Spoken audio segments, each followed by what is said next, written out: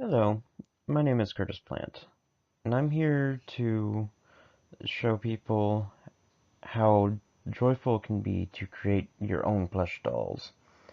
It's an extremely interesting hobby to get into for pretty much anyone. And most people would actually be using things such as a sewing machine to create their project, such as just like a bear or something like that. However, for personally, I'm not one that actually uses a sewing machine. Instead, I prefer sewing by hand, using just the needles, thread, and things like that. I just like how much more into it you usually get, even though it does take time. Now, there are many different steps on how to do so. The first major step is what is that you actually want to make. Do you want to make a person, an animal, really anything? But it all depends on the person that's doing it. Once you figure that out, then for me, the best course of action would be to go online and get some picture ideas to see what the final project would probably look like. Okay? And once you do that, then you would have to find a template, as in, what is it that you're wanting to make? Like, for example, if you want to make a person, you have to get all the different materials. And after that, you also need to know what color you're going to use, because you can use pretty much any color for anything, such as if you want to make a pink teddy bear or a blue person. Once all that is done, then what you have to do is cut out all the designs. And you have to definitely make sure to use the correct sizing and always have room for error. Once you have all the pieces laid out, then you will take your needle and your thread and make a tiny little knot so that it can easily go through the thread when you're sewing. Okay?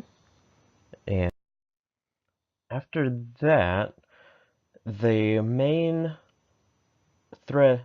sewing technique that you'll be using is where you doing it from the inside out, go from the uh, you go from the a big opening at first, and then when you're going back through, you go back through bigger opening. So then on the outside part, it's just a small little thing that you're seeing. So you're not seeing just the whole. Uh, Now this entire thing will take a lot of time, and I mean a lot of time, especially if you're doing it by hand. And it would also depend on the size of the project, if you're doing like a big stuffed bear or anything like that. And because of this, what I actually do is I like to listen to music while I do it, because then it isn't just a complete quiet, nothing happening. So music is a big thing to do while you're doing so. Another thing that I've been known to do is watch things like movies, TV shows, or even just stuff on YouTube while I do it. Because then it's still somewhat background noise, but you can also still get engrossed in whatever story it is. And yeah.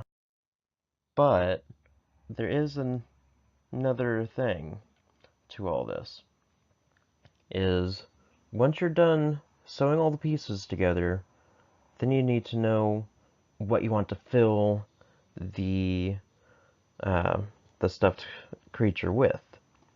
This can be either with just the normal stuffing that you'd find in the stores, or what I've actually seen other people do is essentially like real coarse sand, because then it's like a beanbag baby thing, or anything like that. And there is one part to this is if you're having something that you want to make sure that stands, get a heavier part that you put into the feet area, and then you can fill the rest with any normal stuffing. That way it will always stand in the proper position. Okay? And there, when making clothes, on the other hand, you can't exactly get a template offline. This is where you'd have to actually measure out uh, the stuffed animal or anything to see what kind of uh, clothes that you're going to do. And I've actually made a few different things all together. And yeah, so this is one of the last projects I've done. And I just use my imagination for the most part. And personally, I think it turned out quite well, all things considering. Thank you.